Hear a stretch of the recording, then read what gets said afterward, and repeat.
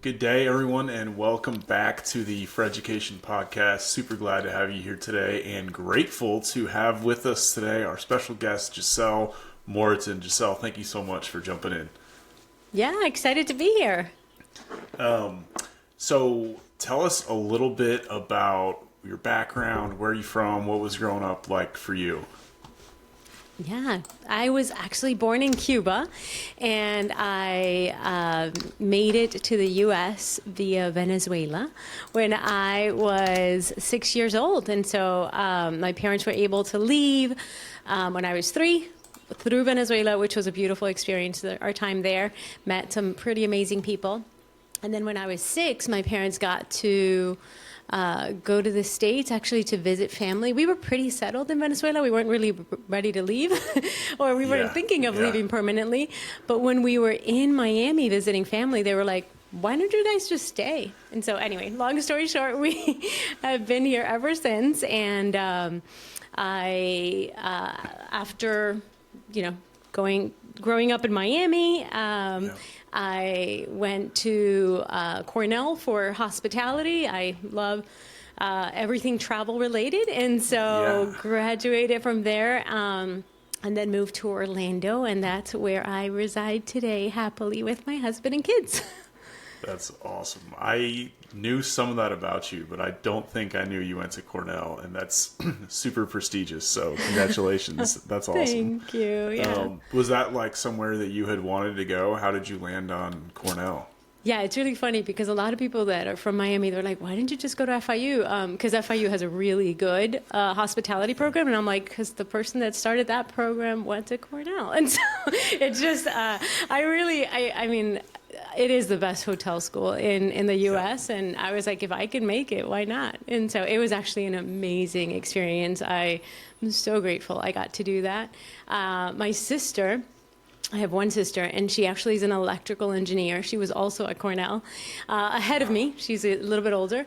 And it's really funny because we joke around that we had like the most different Cornell experience in the world because she was an engineer. We're like, there was no fun. And I was able to go study abroad for a semester. And I truly enjoyed like my classmates, my teachers. Like I just had a wonderful, wonderful time. And so it was great. I graduated from there and ended up in Orlando because I helped with the opening of the 3 hotels that Universal opened here. And so it was a great experience to be a part of that and to get to open up hotels, which is amazing, and Lowe's, which is a really amazing hotel company. Lowe's. Wow. Yeah, the Portofino, the Hard Rock, and the Royal Pacific. It's such a great time to be a part of, that transition when Universal started opening hotels and doing all of that. It was really fun. That's really cool. So there's probably a million questions I could ask you about that college experience. But one, where did you go study abroad to? Madrid. I went to Spain. I always wanted to travel to Europe, and I got to stay with a family in Spain. Got to travel to Barcelona, which I fell in love with. I've been dying to go back with my family to visit Barcelona. But yeah, it was just an amazing experience. A lot of my classmates were upset that I already knew Spanish because I would literally do the homework 5 minutes before class started, and they were like... But I really just went for the cultural experience. I mean, I learned, so much, and it was great. That's cool. How was going from like Cuba, Venezuela, and Miami, like these tropical warm places, to this Cornell, like gray, like I've never been there, but everything I've heard about is it's just kind of a depressing climate. It's a lot of snow. It would snow through April, sometimes May. But honestly, I always knew I was going to come back to Florida. Yeah. So I truly enjoyed the 4 years. It was a walking campus, and the school took care of the grounds. So I never had to drive in the snow, shovel snow. So, I mean, yes, I bundled up quite a bit. But I enjoyed like every minute of that snow. We were actually... Ithaca, which is like really upstate New York. We were closer to Canada than to New York City. So it was just a cold place, but it was great. I really did enjoy the 4 years I was there. That's awesome. So now you're a career coach and you help mid-career professionals make career transitions. So walk me through a little bit about how did you get into that and what does that even entail? Yeah, that's a great question. So in 2004, I started volunteering, actually early 2000s, a little bit before '04. I started volunteering with a ministry here in Orlando called the Jobs Partnership. And at the church that I attended, had a class that was going through it. And even while I was at Cornell, I actually worked in their alumni office, and I would help students connect with alumni, and I liked helping people with resumes. It was just something that a knack, let's just say, that cool. that I picked up. And when the Jobs Partnership had a class going on in my church, I was like, I could help people with resumes. I, enjoyed that while I was in college. And so I started volunteering and really getting involved, teaching the class on how to build a resume, helping people through. It's a ministry that helps people that are underemployed or unemployed. And it goes through the whole how to interview, all the steps of how to get a job. And I just really fell in love with helping people through that process. And so fast forward to my boss calls me in the office to promote me because I was doing group and convention sales, and she wanted to promote me to larger group and convention sales for the hotels. And I said, I think I want to go into HR. It was such a crazy, from group and convention sales, I'm like, I just really feel like I've been doing this volunteer work, and I really find that I enjoy it so much. And so I ended up leaving Universal and started, I became a career advisor at DeVry University. Cool. Back in the day, DeVry had a campus over by Millennia. And so I did career advising for years. I was able to get my MBA there. And then I started teaching a class that was required for every single student that graduated from DeVry. That was it was 8 weeks of everything that you need to know to get ready for a job once you get your degree. And so it was just a great opportunity. For years, I taught that class for over 10 years. And it was just a great opportunity to share with students and, the transition from just everything that you've learned. And a lot of students at DeVry were students that were coming back after maybe having a career and then figuring they wanted to do something different. So there was a lot of professionals that just wanted to change gears or move into something different. And so I got to teach that. And once DeVry went online, I started teaching a very similar class at Valencia Community College. And so I did that till last year.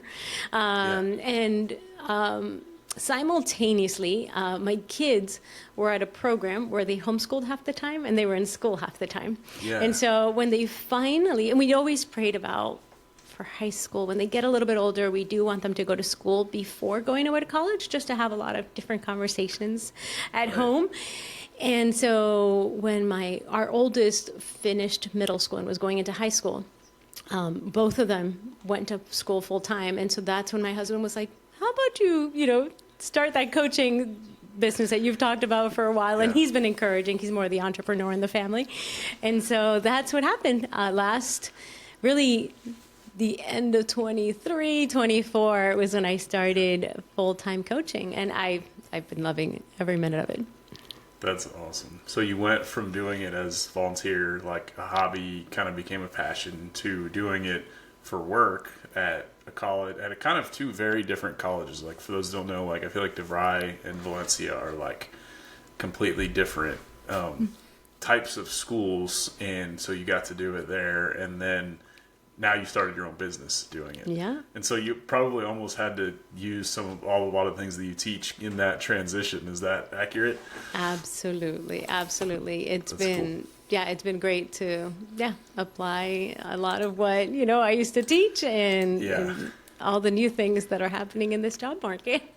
Yeah, so with that said, let's jump into that, because I started working when I was in high school, and then when I went to college and graduated college, and it was kind of like, I was in education, so it was like, okay, print out a bunch of resumes, go to the schools, drop off your resumes, try and make that connection. And I'm sure a lot of fields were like that, but it was like the job market has changed so much, not just in 20 years, but in the last 5 years with COVID and so many different things that have happened. So how has the things that you've taught changed even in the last few years with this new job market, and what are some of the struggles that people are maybe experiencing now that weren't something that was a case prior?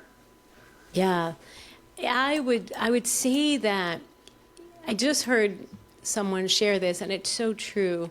Even 5 years ago, if you were to send a message out through LinkedIn to try to connect Right. with someone because you're trying to learn more about their industry or just learn about the organization they work for, about 40% of the people that you would message would get back to you.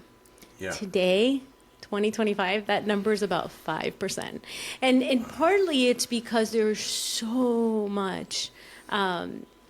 many people, like the job market is so like saturated with people that are looking for work right now, that are trying to transition.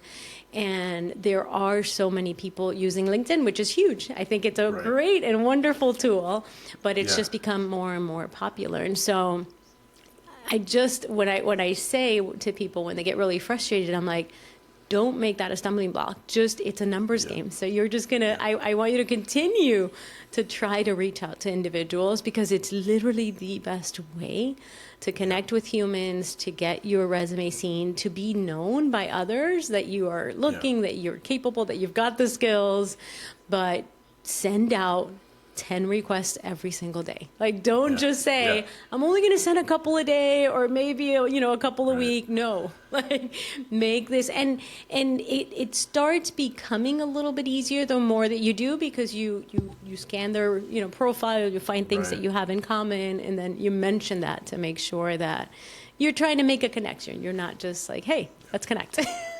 Yeah, yeah, that's cool. Do you? So I don't do any sort of career coaching on any level, but I've gotten to volunteer at Orange Technical College a couple times at some mock interviews and some mix and mingles they've had for tech students. And also, just when I was a teacher, I was always talking to high school students about work and jobs. And I'm curious to hear how some of the tips I gave, like how they land with you. So one of them, I guess one of the key things I've found is today people are just less inclined to do anything in person. And so, like, especially young people now, they haven't had as much experience with connecting with people, making eye contact, handshake. So for me, like, just that first impression of being personable was a huge deal. But one of the other things that I would always kind of encourage people on was, like, on their resume was if they had any sort of skills or like certifications, to put it on there, and then have links to it, and to have like a QR code to some sort of like portfolio or some proof of their work. And I was like, nobody does it, but I think it, when you meet somebody and you can say, hey, I'm good at this, instead of saying that, just saying, hey, nice to meet you, and you have kind of something available, and they can scan it, or they can look at it, and then boom, it immediately shows off what their work is. I'm curious to talk to somebody that's actually a professional in this field. Like, how is that kind of advice, and is there anything like that you share with people?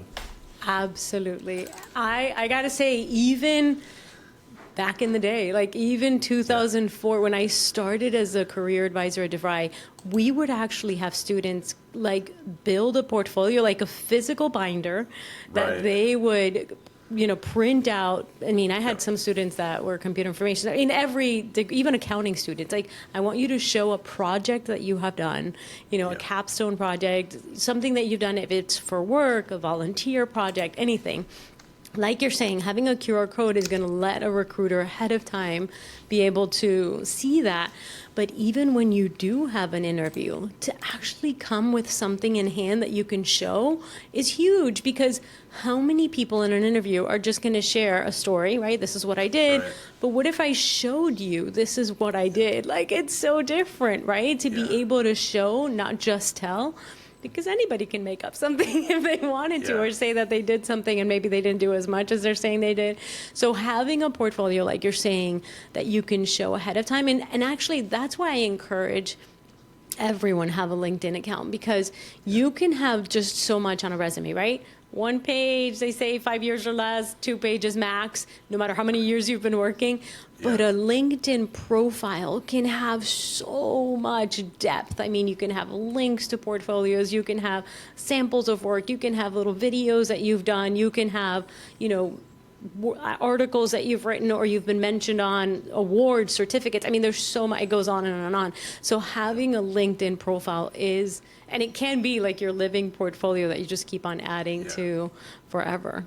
And it could also be a place where you just share information that you're learning as you make posts, because then people will start, as they notice, and they go on your profile, they're like, this is someone that at least likes to share what they're learning. And that's a huge resource for anyone, especially when you're looking for a job. People like to see that. I learned somewhere, I don't know if this is how accurate or close that stat is, but it was like, of people that have a LinkedIn, 1% to 2% of people actually post. And I had one for 10 years and I never posted it. It was about 3 years ago where I started posting regularly. And at first, kind of nothing happens. But after you do it for a while, you start to be seen as kind of like an expert or a go-to person in a field if you keep posting. And I think, you can just post some things that but things that you're working on. And then, as you earn certifications or as you get credentials, and then people give you recommendations on there, if you worked with someone, you did a good job, and it really, like you said, is that living resume. But most people don't really fully utilize all that's on there. They kind of have a profile and it's just static. They just build it and they don't revisit it. Is that like... Do you find that people are willing or have challenges to kind of invest taking time into doing that? Because as an example, I think 10, 15, 20 years ago, I would have said, all right, if you're going to interview jobs, you need to go out and buy a few different suits. You need to have a nice, like binder and all this ready. And today, with almost everything being online, the advantage is, you don't maybe have to buy a full suit. You only need to buy the tie. It's a little bit simpler. So in a way, you're saving money on driving to interviews. You're saving money on having to print out all these physical resumes. So why not take that money you're saving and invest it in, having a nice digital portfolio, or upgrading your LinkedIn profile, or paying someone for coaching? Are you experiencing any of this with people that you work with? Yeah, I absolutely recommend that everyone start posting when you're searching for a job, because, before you ever get a call by anyone for an interview, they're going to look at your profile. Besides the resume that you're submitting, besides the application, they're going to look at your profile. And so it doesn't hurt to just show that you are someone that they can come to just share information, that you are sharing what you're learning, honestly, even as you are job searching, the tips that you have learned are things that are working when it comes to networking, when it comes to maybe filling out an application. I learned one that I was so excited about. My post tomorrow on LinkedIn is about it, but it's how to, on LinkedIn, find jobs that are posted within 24. So not like just within 24 hours, but within 3 hours, within 1 hour, and it's just changing something on the URL. And so it's little things like if you share that with others that may be job searching, it's just like paying it forward. Now, the one thing that I would very, very much caution, especially job seekers today, it is definitely a tough job market. I know it for sure. Anybody that's in this job market today can tell you it is not easy. But do not use LinkedIn to rant about employers ghosting you, about how hard it is, because you know what? I know it's frustrating, and you know it's frustrating, and those around you, rant with them, call a friend, text a friend, family members, have a little support group. And I mean it, don't do job searching alone. Have a support group around you. But the thing is that if you share something negative about, I don't know, a company that you were just upset they never got back to you, and you did 4 interviews, you were so excited and you did so much, you jumped through so many hoops, it just seems like you're someone that's going to complain or someone that's going to be negative, and nobody wants that. And unfortunately, the recruiters, the hiring managers, they're going to look on the side of ooh, if that's how she or he is talking about that organization, that's what they're going to say about us. And so anyway, just be very, very careful. And I say on every social media site, not just LinkedIn, just be very careful what you post, because it's hard. Even if you take it down, it's hard that somebody didn't see it or a screenshot wasn't taken. And so just be careful while, you're job searching. And even when you're happily employed, just, not to share anything negative about current or past employers, because it could always come back to haunt you, unfortunately. I think that's a good word, because it is a good place to get to where you're posting regularly, you're sharing your thoughts, you're sharing what you're learning and all that, but knowing that what you are putting out there says a lot about you. And if you're constantly providing value by saying, hey, I just learned this, or here's a tip, or whatever, people will look to you like, wow, every time I read something by Giselle, like I'm learning and I'm growing. But if I'm always posting like, oh, I can't believe this happened, or oh, and that, like people look at me and be like, I don't want to read his post. It's always negative, or it's always complaining, or and either they'll block you or they might still follow you, but they wouldn't want to hire you because they don't want that kind of person working in their organization. That makes a ton of sense.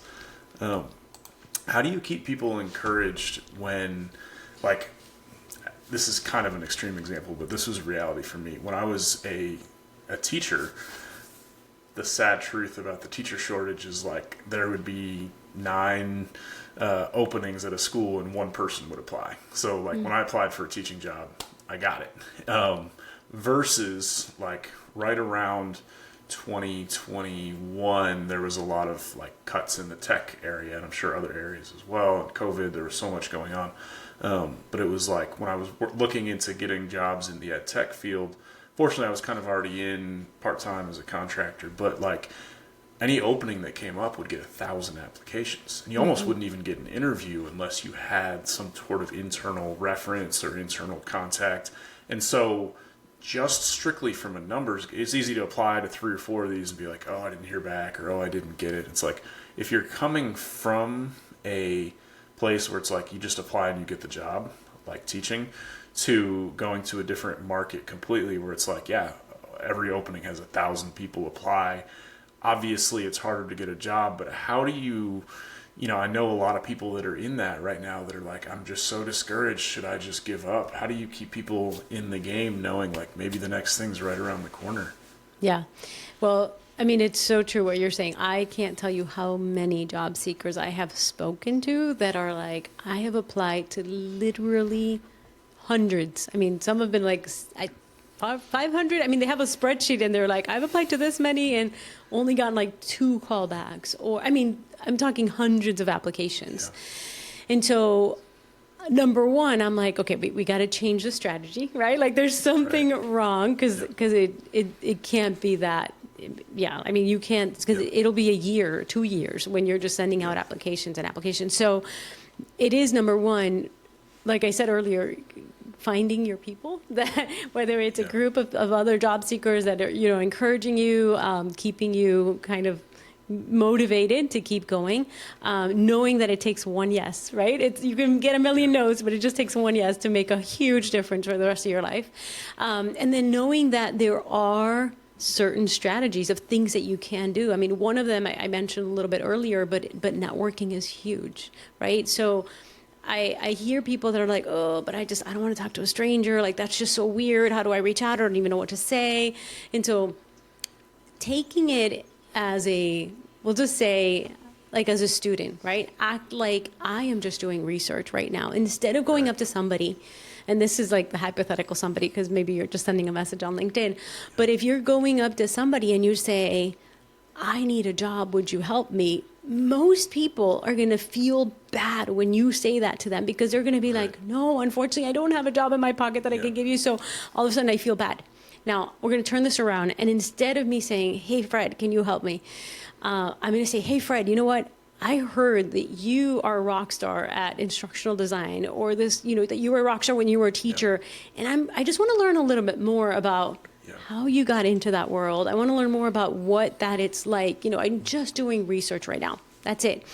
And so totally different. You've like pumped this person up because you said you think they're a rock star, that they have experience that you want to learn from. And so now you're kind of looking at it in a totally different way. Like, okay, this person has something to share about their story, their career, what they've done, and you're just someone that wants to learn. And so that way it opens the door for you to have a conversation. You can say, hey, I just want 15 minutes of your time. Can we schedule a Zoom call so that I can learn? I have some questions because I want to learn more about your industry, your type of work, your company, whatever it may be.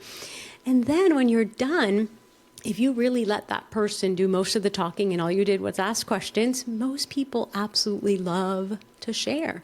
They love to tell their work story, their career story, And so when you do that, at the very end, you say, is there anyone else that you know that I could do the same thing with? Now, if you were a professional, you were cautious of the time. You said 15 minutes and you were, exactly 15 minutes. Right. If you, learned from them and you let them share, most of them are going to be like, yeah, there's somebody that I know, or, they'll say, I'll think about it and I'll send you an email, and you follow up with them. You send them a huge thank you, email or LinkedIn message.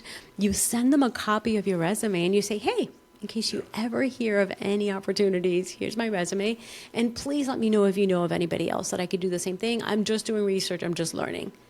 And the more you do that, the more doors that will slowly begin to open, and the more conversations that you can have, and and honestly, amazing people that you're going to get to learn from. And here's the magic, I think, with networking that's a little difficult sometimes, is that we may only want to do that when we're job searching, but it's actually key if you continue just every 6 months, maybe even just once a year, like send a little update to that person, like, hey, this is where I'm at, this is what I'm doing. And those conversations and those relationships will just continue to grow. And it'll be just amazing how much you not only can get from them, but in return, maybe you're going to be at a point one time that they're going to ask you, hey, is there anything that I can help you with, and share knowledge, contacts. So yeah, it's a great just way to build each other up. That's a really good point. I mean, I think networking is so broad, and a lot of us do think, oh, just initially on the way in, but networking all the way through, like everything from when I was working on my master's degree, it was all online, and it was during COVID, and there easily not be a connection, but being intentional to, like, before classes starts, email my professors and introduce myself and just say something like, hey, are there any books or anything I'll need to know? Like being the first person to reach out. But then afterwards, even after the class is over, maybe a semester later, saying, hey, just an update, I'm graduating next semester, thanks again, yada, yada. And I would even do that with principals when I was a teacher that I would work with, even after we parted ways and I went to a different school or they did, a year. I started this habit that I learned of sending 3 gratitude text messages a day, and just sending these messages of, hey, thank you so much for the season that we got to work together, hope things are well. And it's one of those where now 5 years later, maybe I haven't seen the person, and it could easily be this, ooh, we haven't talked in a while, I don't want it to, like, hey, every 6 months or a year, like, I've been just sending a quick message to say,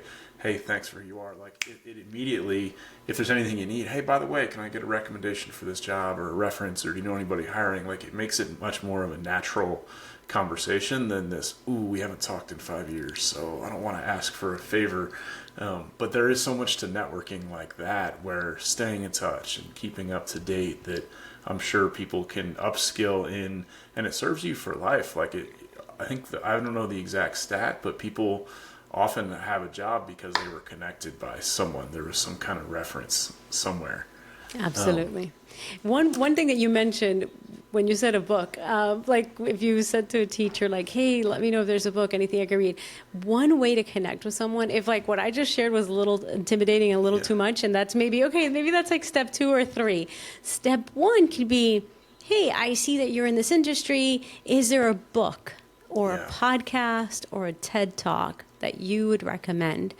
And here's the thing, you follow up, and you actually, if you don't have time to read the book, ask ChatGPT or some form of AI to summarize the book. What are the things that you really need to take from this? Listen to the podcast, listen to the TED Talk, and then get back to that person and say, hey, these were the nuggets that I got out of this book or podcast or TED Talk that you recommended. You know what? They're going to be impressed that you followed through on something that they shared, they thought that would be good for you. So that's one way that you can almost like kind of like tiptoe into getting to know a total stranger that you admire, that you want to learn from, without having to jump into that coffee chat or informational interview. Yeah. That's great. So how much of what you do is coaching on, all right, here's the how-to for looking for a job, versus like taking a step back and saying, how do you actually know what type of job or career you're looking for? Because I think a lot of people either don't know, or what they think they're looking for is so broad that it's hard to narrow it, or they don't know what they don't know. Like 5 years ago, I didn't know that the job I'm doing now existed. And I think there's a lot of people that don't know. So how do you navigate that with people?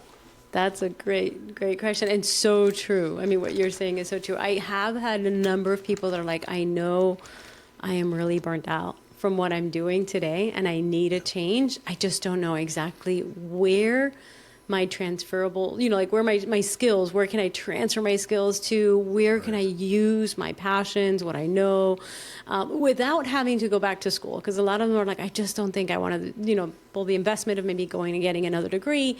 And it's been so wonderful to have these exercises that I go through my clients with, which is just clarity exercises to find out everything from their strengths to, what lights them up, to what kind of gives them energy versus what drains them, like all these different techniques and questions that I get to then figure out, okay, here are some job descriptions that match with what you're sharing. And then we go deeper because I actually am very fortunate to work with an AI that was created not so long ago. Cool. And it helps when you put in someone's like top, let's say they could pick up to like 7 different job titles. It gives them a map that shows, okay, this is what everything that you need if you're in this position, and here are the things that you're lacking, because it takes all the information from your LinkedIn, all the information from your resume, and it says, okay, maybe you need to upskill, and that might just mean take a course on like Coursera or even LinkedIn Learning. Like there's some little things that you can do without having to go back to school to just get a little more knowledge in that one area, but everything else, it'll literally give you like your 75% match for this type of work. And so it's a great tool after you kind of figure out and you do a little soul searching of like, what are the things that I absolutely love versus what are the things that drain me? And, what are the skills that I have already from all the experience that I've ever done?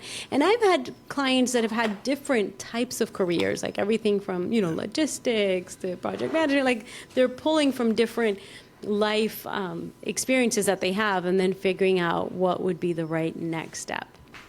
Yeah. And so, how important do you think it is? Like, I think there's people on 2 ends of the spectrum. One being, I have to find the exact perfect job and job title and job description or I'm going to be miserable for the rest of my life. And other people that are like, I just want a job, and how much wiggle room do you think is there in saying, hey, the next thing you get might not be the thing, but it might lead you there, or you might just learn from that job that, hey, I actually like parts of it, but not all of it, or maybe it's a stepping stone. How do you navigate that with people? Yeah. Well, to be honest with you, part of networking is a lot of almost like learning from others' experiences. Like when you interview someone and you really try to find out what this job is like, because you may not know, right? Like a job description can tell you just so much. And sometimes it's not just the job, but the organization too. So learning from others that are in it today, what, or maybe they were in it, right? Like they just left that job, but they have that experience. Learning like, what does a day in a life really look like? Right? Yeah. I'll never forget, I had a friend that wanted to be a private investigator, and it was like all these shows, I don't know, I feel like when we were growing up were so popular. And then he finally shadowed someone that did that, and he's like, it was the most boring day of my life. You just sit in a car and stare at something, or like just a computer and you're like looking for something. So it's not at all like the crime scenes investigators that you get to see on TV. And so I feel like asking the right questions, even, if you can shadow, I always say that to younger people, like if they're in high school and college and considering going to school for an entire career, like shadow somebody that's doing that. Learn as much as you can, even if it's just doing an informational interview, to learn what that person is doing. Today, fortunately, we have AI that can share a little bit more about what careers are like, and you can learn a little bit more that way too. But having that human connection, interaction, asking the questions, like what do you love about your job? What do you hate about your job? Like what are the things that make you like so excited to get up on a Monday and go to work? Like those are super important. And sometimes I'll tell you, in this crazy job market, like I will tell my clients, like, what is the absolute dream job that you have right now? Okay. And we're going to like do absolutely everything we can for a month to try to get there. If in a month right? We don't have any leadway. Then let's expand that just a tiny little bit. Let's maybe consider a few extra positions that may not be the absolute dream job. And that could be 3 months. I mean, you create your own time frame, right? But if you are like, this is exactly what I want to do, but it's been 4, 5, 6 months and no doors are opening, then maybe expand to like, what are some things that are related or something that'll be a stepping stone into that position? Or maybe going into an organization that definitely has that opportunity and that you can move into that later on. But yeah, giving yourself, I feel like goals are going to be really important because this job market is one where we got to get a little creative sometimes. Yeah. Do you think there's a way, like in the work I've done, this worked really well, but I don't know if this transfers to different careers. But like, for example, I was a teacher, and before I became a teacher, I was a volunteer in the school. And so I got to see, all right, like in the classroom, I like these classes, I don't like these. I was a substitute teacher, so I got the feel for it without the commitment. You know, you work for a day and then you can choose to go back the next day or not. And so it was just a natural progression that, okay, I saw that, I liked it. You get to talk to the teachers, interact, you get to talk to the leadership.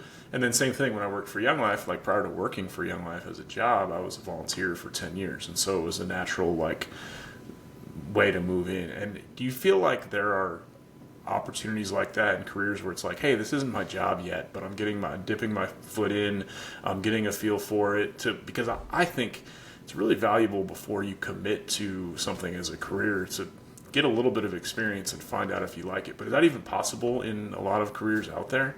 Absolutely. I mean, I think you and I are both testament to that happening, right? Like I volunteered before I ever did this and I absolutely fell in love with it. But there are, I mean, I know, like, for example, I know people that like want to work at a hospital just because they know one thing is going to stay the same no matter how much AI happens, right? Like people are going to need hospitals and people are going to need to get better. And so volunteer, every single hospital has a volunteer program. And so you just have to figure out what are the ways to volunteer, because it may look different, right? For every industry, there's going to be some jobs that you're going to need a security clearance and they're not going to let you volunteer there. Right. But finding out maybe there's a way to, I don't know, work at a school that teaches that type of career and then learn from there. Or there's going to be so many different ways that you can find out what nonprofit is doing similar work and how can I volunteer with them, learn from them, be on the board of an organization, share your time, your knowledge, and your experience that way. But many, many places will have ways to volunteer. One hidden secret, somehow related to volunteering, are associations. I feel like associations are this little hidden gem for job seekers because I'm going to give you an example. If you are the Accounting Association of Central Florida, let's just say, I don't know if that's what they're called, but let's make believe that's what it's called. And you are wanting to go into accounting, right? Like go to the accounting, association meeting that they have once a month. And sometimes it's going to be on Zoom and sometimes it's going to be in person. And connect with the volunteers that lead that group. So every association has like a little board. They have the committee. They have the members that, lead the organization, the president, the vice president, the secretary, all those, and just connect with those people. Most websites, by the way, will have their email address and just say to them, hey, I am really interested in going into this field. Can you share what you know? Can you share someone? These people, if they are volunteers at an association, they are passionate about that organization, right? About that industry and connecting people within that industry. So I always say like associations are this little hidden gem of like ways to get to learn from, kind of a totally outsider's perspective. If you wanted to learn more about the organization, learn about the people that are in it and doing it and are giving back because they absolutely love it. And they're going to connect you with great people. That's a really wise word. I mean, I think there's two pieces that stick out. Like one, if there's something that you would volunteer to do, like that you would do without being paid, obviously you're passionate enough about it that it's something that you would do well at and that you would do well in a job. And I think that if you get into, whether it's a hospital or wherever it is that you can volunteer, and all of a sudden a job opens and you've been a volunteer for 2 years and you show up and you do the work with passion and somebody else applies and they have the same resume as you do, but you've been there, you've established yourself, you've shown that you do a good job. I feel like you're a more natural hire. And then with the associations, I think there's all these organizations for every niche in the world. And you're right, most people don't know about it. Like, that didn't even cross my mind when I was, in college and looking for work. But usually there's a cost associated with some of these organizations. But when I think big picture, even if you're making $60,000 a year and you have this job for the next 5 years, that's $300,000 you're going to earn there. Like, it's worth spending $50 or $100 to join an organization, and now you're part of a network of people that are doing what you want to be doing, and they can help guide you along the way. And now you're part of it with them, even if you don't have the work. So I hadn't even thought of like coaching people on that when they're looking for work. That's a brilliant gem. I love it.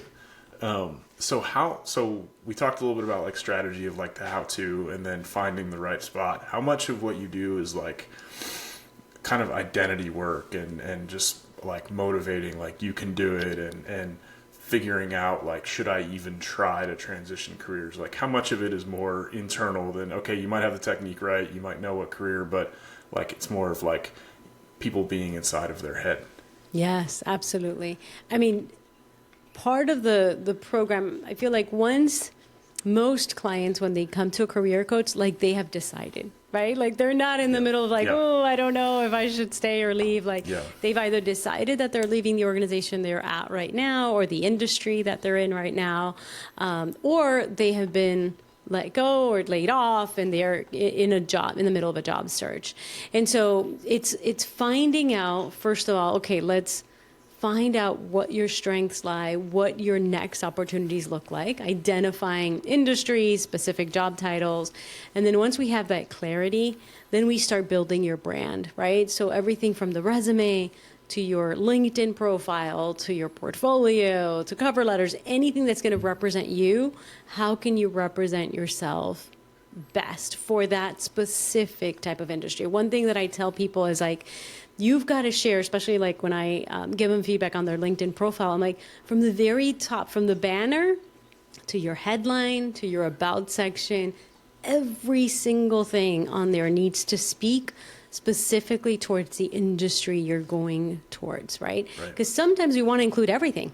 This is what we did, but it's when you're job searching, just make it super tailored. Find what are the keywords in the job descriptions that you're looking at, the jobs that you're really focusing on, and make everything on your LinkedIn profile, on your resume, say, this is what I'm qualified for, this is what, I'm equipped for, this is how I know I can do this kind of work.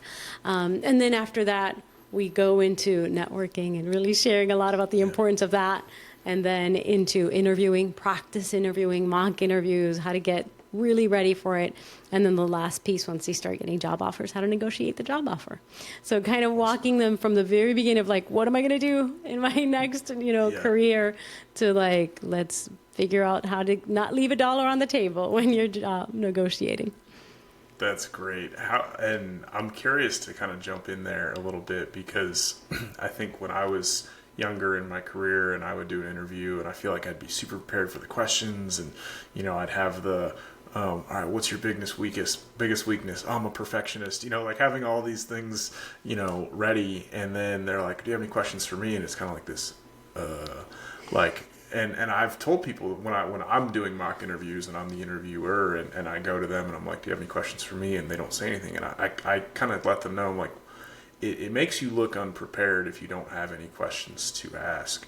But the other thing I tell people is, a lot of times you'll go through this interview process, you'll get a job, and then once you get the job, you're going to get very little one-on-one time with your supervisor. And especially if it's remote, like who knows when you're going to connect with them, you're not rubbing shoulders. Like, this is a chance for you to fire away, because you might not have that chance again soon. And it's before you've committed to the job. So you can ask really hard questions that, if they give you an answer that, it doesn't vibe well, you're not committed to the job yet. Or if you want to talk about money, like you're not going to be able to negotiate your salary all the time. Like, you can talk about raises here and there, but this is your shot to start out where you want to. So how do you talk to people about kind of that, all right, you've been offered the job, now what is connecting with people on that look like?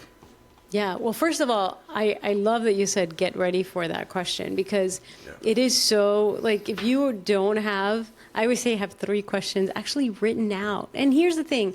Everyone is nervous during an interview. The person Right. that's interviewing and the person that is interviewing you, because you know what? Yeah. If they hire the wrong people, they get fired. And so that's true. trust me, the people that are interviewing are also nervous during an interview. But you want to write down questions ahead of time because you want to be prepared. And sometimes when you're nervous, you forget. Like if all of a sudden the whole interview is done, you're just like, get me out of here, because the whole thing is so nerve-wracking. Yeah.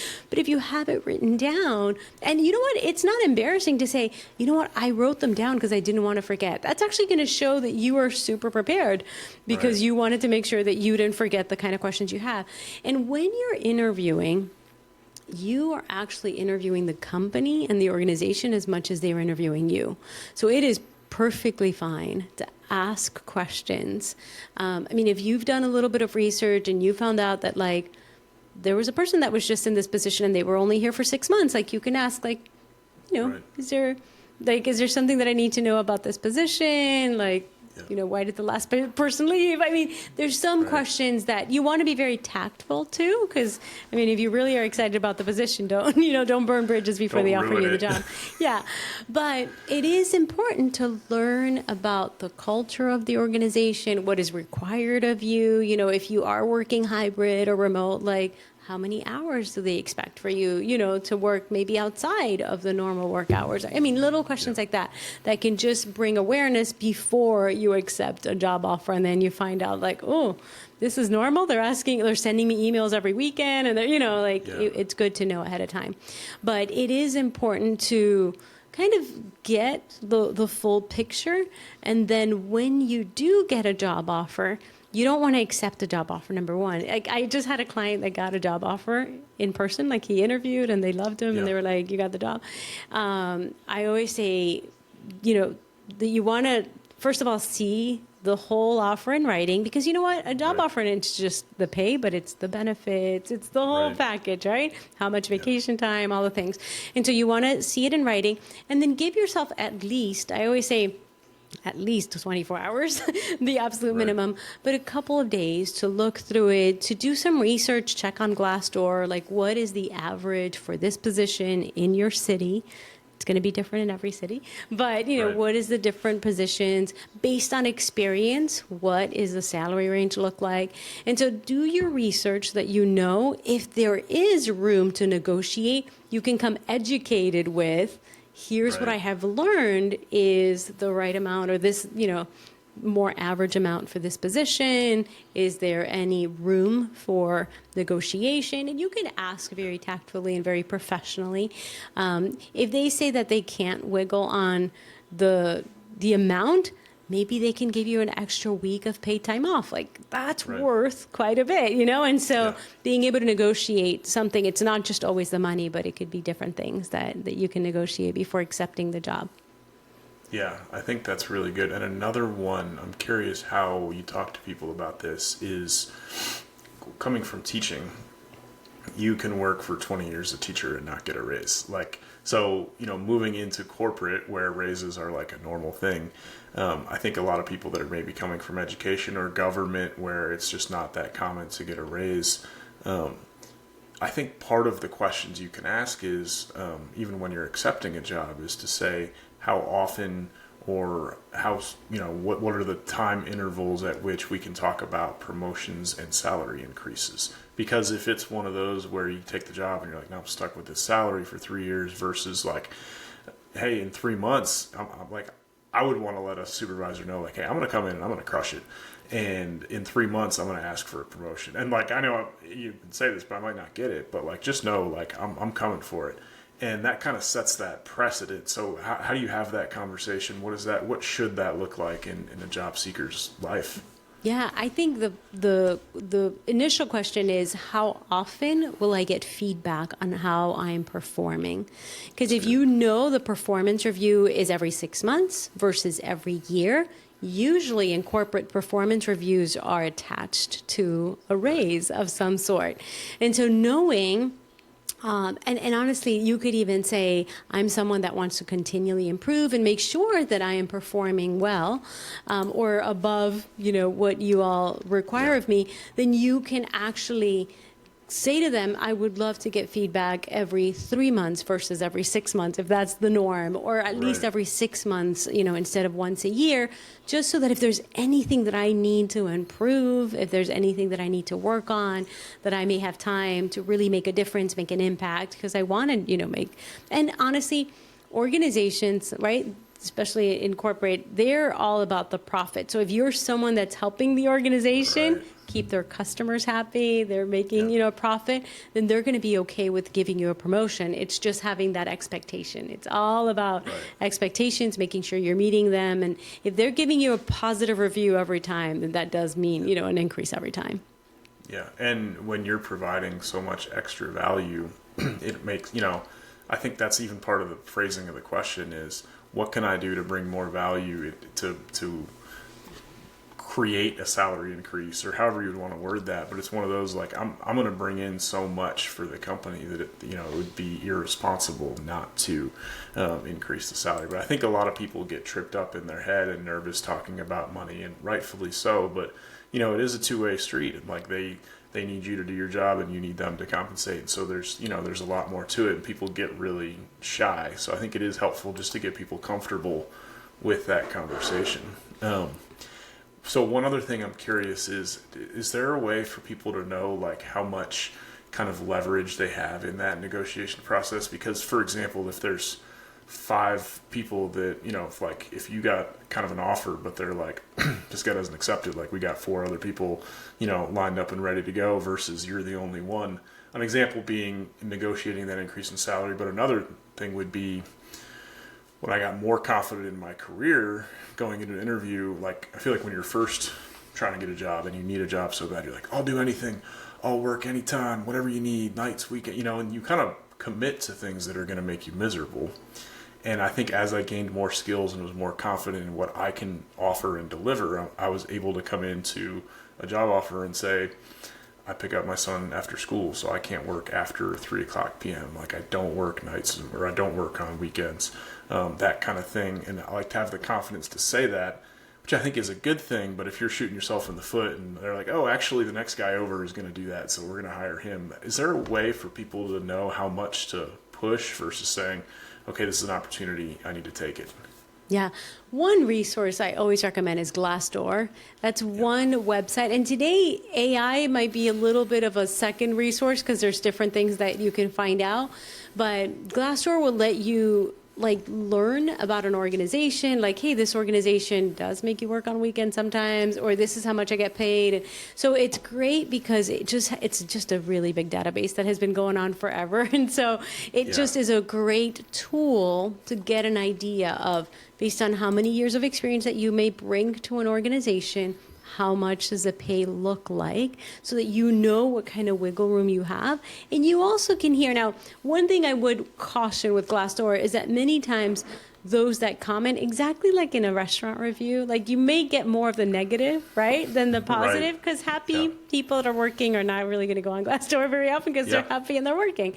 But so you may get a lot of like, oh, this is what happened. So obviously learn about the organization, like really figure out, and you can even go on LinkedIn and people will share posts about their organization, things, how the organization is growing, and you'll figure out, like, if the organization is 2,000 people large, and there's only like 5 people that rant and rave, there's always going to be 5 upset people, at any organization. And so take that with a grain of salt, but also there's a lot of great data that you will get, even how, like, what interview questions they may ask in the first, second round of interviews. Like, that's information that people will share on Glassdoor as well. So it's just a great way to prepare for how to negotiate, how much you have to offer. And sometimes when you're interviewing, I always say, like, bring a paper and pen, and even, obviously you've got your 3 questions that you planned ahead to ask, but jot down things that they share with you, because when you are at the point that later on you're trying to negotiate, and they said during the interview, we really, really like the fact that you have X number of years of training, or that you supervised a group, or that, bring that back up. That's something you should always jot down, because you should bring it up. By the way, you always write a thank you as soon as you're done with an interview, no matter how many interviews you have with a company. Always write a thank you the same day, write an email. If you don't have that person's email, find their email, find their LinkedIn.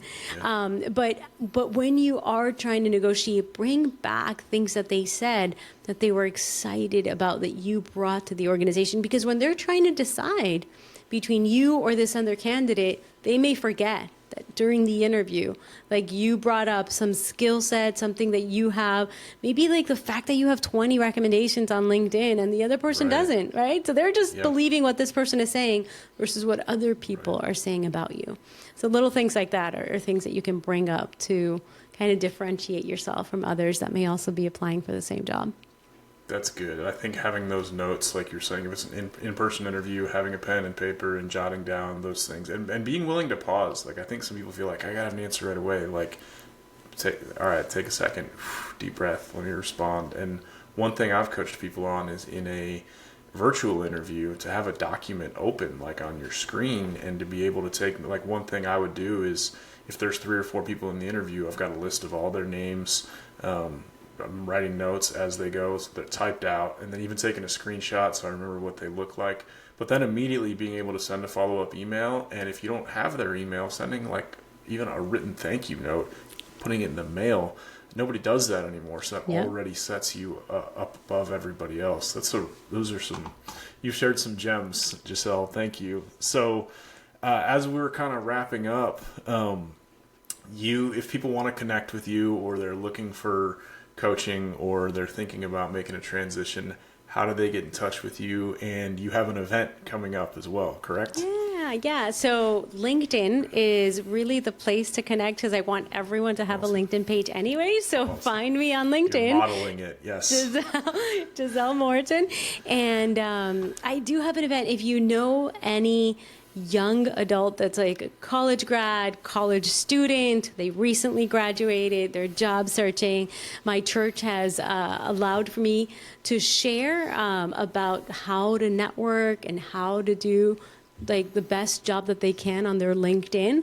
And so I will be hosting that on May the 22nd at 7 p.m. And I'm sharing for about an hour about LinkedIn and networking, and then 30 minutes of open Q&A. Awesome. Well, if it's all right, I'll put that the info for that in the description, and people are welcome to come. And I'd love to swing by if I'm able. That'd be fantastic. So, awesome. Well, thank you so much. I'm really appreciate you coming on today, and you've shared some really good stuff. So I hope it's been beneficial for people. But you've also, modeled it by going through this with your own career and going through it. So I would love to, follow up and do this again, but thank you so much for all the super valuable info that you shared today. So we appreciate it. Thank you for having me. It was really fun. Absolutely. Awesome. Well, we will have to plan another one another day. Sounds like a plan. I love it. Awesome. All right. Thanks. Okay. Bye.